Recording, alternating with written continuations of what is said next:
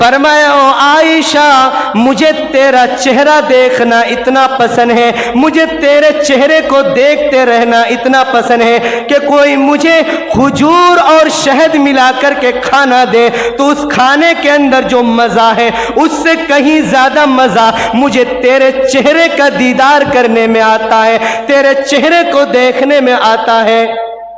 कौन कहता है? कायनात के सरदार, कायनात के नबी, इमामुल अंबिया अपनी बीवी से ये कहते हैं कि आयशा, कोई अगर मुझे खजूर और शहद मिला करके दे, जो खाने के अंदर वो मज़ा है, उसका जो टेस्ट है, उसका जो जायका है, उससे कहीं ज़्यादा मज़ा मुझे तेरे चेहरे को देखने में आता है।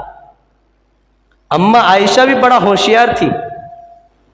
अच्छा, तवा गरम है। फौरन अम्मा आयशा ने कहा कि अल्लाह के नबी, मुझे अगर कोई मक्खन और पनीर ला कर दे, जो उस खाने में मजा है, उससे कहीं ज्यादा मुझे आपकी चेहरे अनवर को देखने में मजा आता है। मेरे दोस्तों, जब अम्मा आयशा ने यह तारीफ की, अल्लाह के नबी सल्लल्लाहु अलैहि वसल्लम ने कहा, आयशा तू भी मेरे से आगे बढ़ गई, तेरा तारीफ बड़ा अच्छा है, तू बहुत